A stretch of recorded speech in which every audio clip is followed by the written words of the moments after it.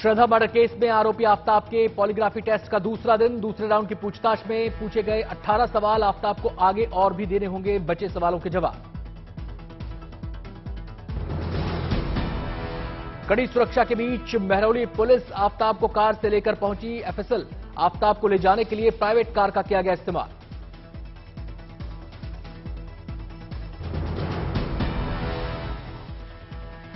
सूत्रों से आई खबर, एफएसएल के एक्सपर्ट की टीम आज पूरा कर लेगी पॉलीग्राफी टेस्ट। पॉलीग्राफी टेस्ट के बाद आफताब का होगा मेडिकल टेस्ट।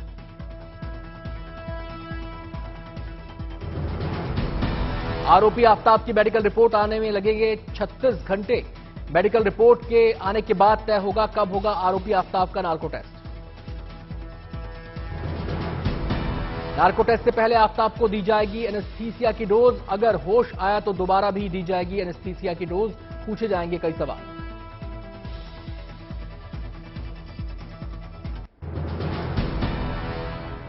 गुजरात में पीएम मोदी का धुआंधार प्रचार। गुजरात के अरावली में पीएम मोदी ने की रैली। कहा 20 साल पहले जिन मूलभूत सुविधाओं से जनता वंचित थी उसे बीजेपी ने पूरा करने का काम किया। गुजरात के विकास पर बोले पीएम मोदी। कहा गुजरात के गांवों में पक्की सड़कों की व्यवस्था की गई, सीधा शहर से जोड़ा गया।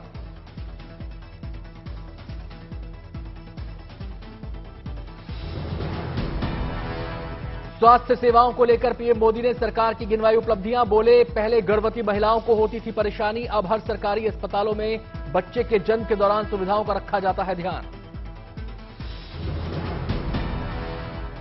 दहेगाम में पीएम मोदी ने जनसभा को किया संबोधित। कांग्रेस पर कसा तंज। कहा बीजेपी ने गुजरात के विकास को दी रफ्तार ताकि दुनिया में गुजरात की पहचान बने। कांग्रेस को घेरते हुए पीएम मोदी ने कहा पहले भ्रष्टाचार, जातिवाद, सगावाद, लेकिन एक समय ऐसा आया जब सड़क, बिजली, स्कूल, पानी, आपदा से निपटने के लिए काम किया गया। पीएम मोदी ने पालनपुर में जनसभा को किया संबोधित। विरोधियों पर गरजे मोदी। पीएम मोदी ने कहा बीजेपी के लिए पार्टी से बढ़कर देश है। बीजेपी को लेकर लोगों में भारी उत्साह। गुजरात के मोडासा में भी प्रधानमंत्री मोदी की रैली। जनता से फिर बीजेपी सरकार बनाने की अपील की। गोवा रोजगार मेले में पीएम मोदी का रिकॉर्डेड वीडियो संदेश किया गया जारी। नियुक्ति पत्र पाने वाले सभी युवाओं और उनके माता पिता को पीएम ने दी बधाई। पिछले कुछ हफ्तों से देश के अलग अलग राज्यों में लगातार रोजगार मेले का आयोजन हो रहा है। केंद्र सरकार भी रोजगार मेले के माध्यम से भारत सरकार में हर महीने हजारों युवाओं को नौकरी दे रही है। कांग्रेस की भारत जोड़ो यात्रा का 78वां दिन। राहुल गांधी को मिला बहन प्रियंका का साथ। एमपी के खंडवा के बोरगांव में कदमताल करती नजर आईं। रॉबर्ट वाड्रा भी प्रियंका के साथ राहुल की पदयात्रा में हो शामिल। भारत जोड़ो यात्रा 10 दिन में एमपी के 7 जिलों से होकर गुजरेगी। पदयात्रा बुरहानपुर, खंडवा, खरगोन, इंदौर, उज्जैन, आगरमालवा के 25-30 विधानसभा क्षेत्रों को कवर करेगी। एमपी में करीब 400 किलोमीटर की दूरी तय करेगी पदयात्रा। राहुल गांधी की पदयात्रा में उमड़ा जनसैलाब। भारत जोड़ो यात्रा के दौरान सड़कों पर समर्थकों की दिखी भारी भीड़। मोरबी हादसे पर गुजरात हाईकोर्ट का आदेश। मुआवजे की रकम की जाए दोगुनी। ऐसे हादसों से निपटने के लिए सरकार से मांगा पूरा रोड मैप। दिल्ली की ऐतिहासिक जमा मस्जिद में अकेली महिलाओं की एंट्री पर लगी पाबंदी। मस्जिद के बाहर लगाया गया नोटिस। मस्जिद कमेटी की तरफ से नोटिस चस्पा। बिना पुरुष के अकेली महिला या महिलाओं के समूह को नहीं मिलेगी मस्जिद में एंट्री। आप फैमिलीज के साथ आए, कोई पाबंदी नहीं है। मैरिड कपल आए, कोई पाबंदी नहीं है। लेकिन किसी को टाइम देके यहां आना, इसको मीटिंग पॉइंट बना लेना, पार्क समझ लेना, टिकटॉक वीडियो बनाना, डांस करना, ये किसी भी धर्म स्थल के लिए मुनासिब नहीं है। अगर कोई यहाँ आके इबादत करना चाहे, नमाज पढ़ना चाहे तो मस्जिद खुली है, प्लीज आए, मोस्ट वेलकम। उस पर कोई किसी तरह की कोई पाबंदी नहीं है। लेकिन मस्जिद का दिल्ली महिला आयोग अध्यक्ष स्वाति मालीवाल ने इमाम बुखारी को भेजा नोटिस। इस मसले पर हुई मीटिंग की डिटेल तलब की गई। 28 नवंबर तक मांगा जवाब। दिल्ली की जामा मस्जिद में शाही इमाम ने एक बोर्ड लगा दिया है कि अब से महिलाओं की एंट्री जामा मस्जिद के अंदर पूरी तरीके से बैन है। ये शर्मनाक है और सीधे सीधे एक गैर संवैधानिक हरकत है। इन्हें क्या लगता है कि ये देश भारत नहीं है, ये देश ईरान है कि महिलाओं के खिलाफ खुले में भेदभाव करेंगे और कोई कुछ नहीं कहेगा। दिल्ली की पटियाला हाउस कोर्ट ने जैकलिन फर्नांडिस पर लगे आरोपों पर सुनवाई टाली। अब 12 दिसंबर को होगी सुनवाई। 200 करोड़ की मनी लॉन्ड्रिंग का है मामला। आज दिल्ली की पटियाला हाउस कोर्ट में पेश हुई जैकलिन। टीएमसी चुनाव में शिवसेना के लिए प्रचार कर सकते हैं तेजस्वी यादव। कल ही आदित्य ठाकरे ने तेजस्वी से की थी मुलाकात। बच्चों में खसरा के मामले बढ़े, सरकार सतर्क। केंद्र का 3 राज्यों में उच्च स्तरीय टीमें गठित करने का फैसला। WHO की रिपोर्ट में दावा, दुनिया में 4 करोड़ बच्चे खसरा के टीके से चूके।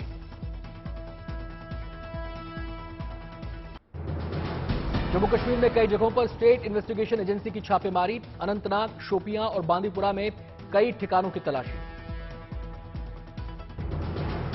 आतंकवाद से जुड़े मामलों में स्टेट इन्वेस्टिगेशन एजेंसी की छापेमारी। जिन लोगों के यहां छापे पड़े हैं उनमें जिला विकास परिषद सदस्य यास्मीना भी शामिल है।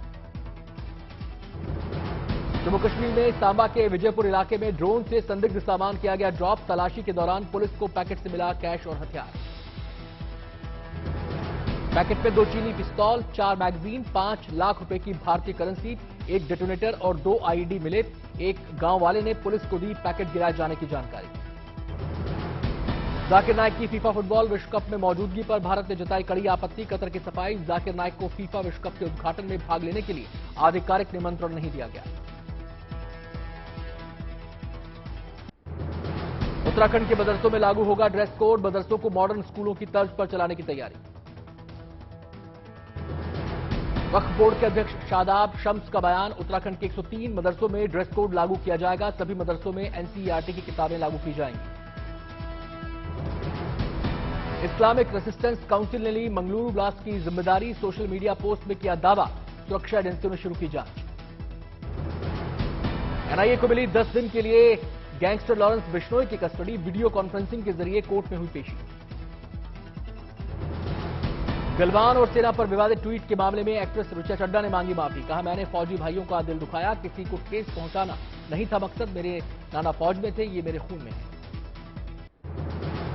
जम्मू कश्मीर में घुसपैठ को लेकर सेना सतर्क। सरहद पर कुछ संदिग्ध गतिविधियों को देखते हुए पुंछ में सुरक्षा बलों का सर्च ऑपरेशन। दिल्ली में गृह मंत्रालय की उच्च स्तरीय बैठक। सूत्रों के मुताबिक सोशल मीडिया कंटेंट और गाइडलाइंस के सही पालन किए जाने को लेकर मंथन। प्रयागराज दौरे पर सीएम योगी। करीब 13 लाख की परियोजनाओं की रखी आधारशिला। कई योजनाओं का किया लोकार्पण। राजस्थान के करौली पहुंचे सीएम अशोक गहलोत। महामस्तकाभिषेक और पंच कल्याण महोत्सव का किया शुभारंभ। मजीद मेमन ने छोड़ी एनसीपी। ट्वीट कर दी जानकारी। बोले, व्यक्तिगत कारणों से छोड़ी पार्टी। शरद पवार का किया शुक्रिया।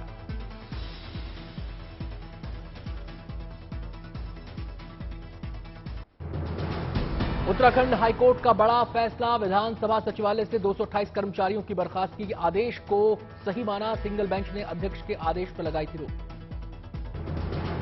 देश भर के सामान्य स्कूलों में दिव्यांग बच्चों के लिए विशेष शिक्षकों की नियुक्ति के मामले पर सुप्रीम कोर्ट की टिप्पणी। विशेष जरूरतों वाले दिव्यांग बच्चों के लिए यह मामला बहुत संवेदनशील मसला। सरकारें इस मामले में गंभीरता से उठाए कदम।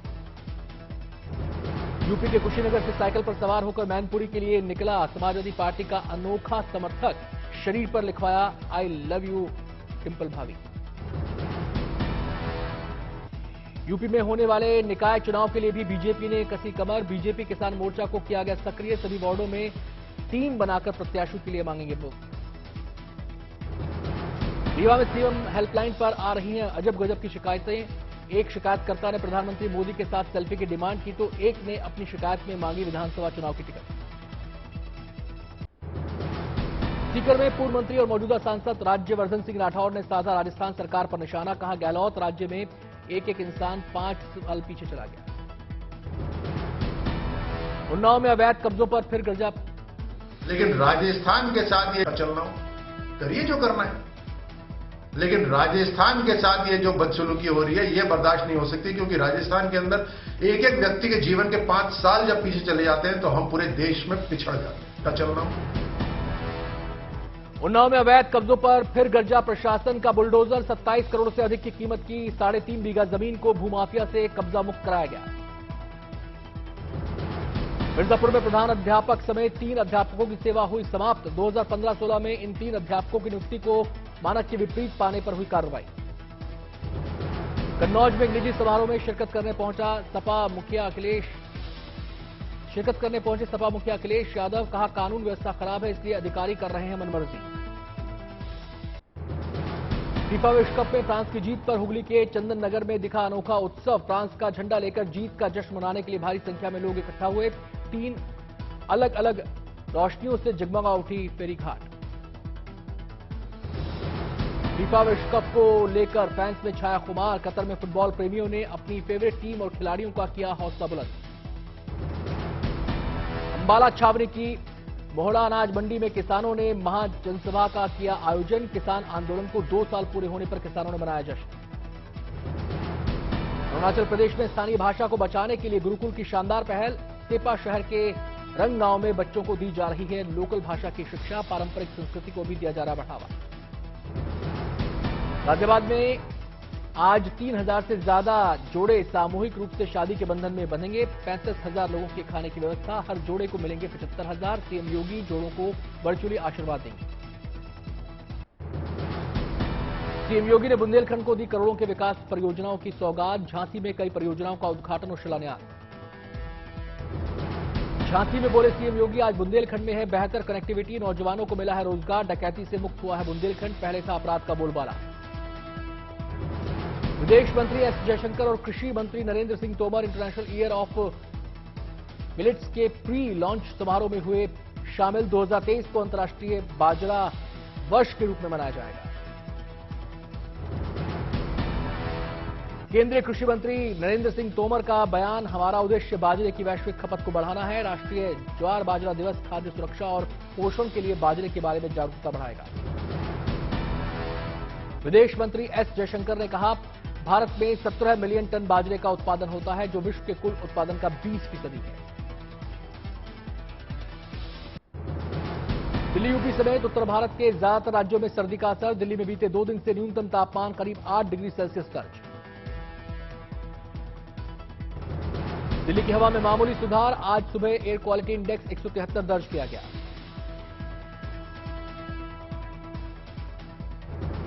मौसम विभाग के मुताबिक दिल्ली में अगले कुछ दिनों तक आसमान साफ रहने का अनुमान। सुबह और शाम दिख सकती है हल्की धुंध, कोहरे के कहीं आसार नहीं। उत्तराखंड के कई इलाकों में शीतलहर। बागेश्वर में कोहरे और पाले से राहगीरों की बढ़ी मुश्किल। बिहार के सारण जिले के परसा बाजार में चलती स्कॉर्पियो में लगी आग। ड्राइवर ने गाड़ी रोककर सभी सवारों को निकाला बाहर। बड़ा हादसा टला।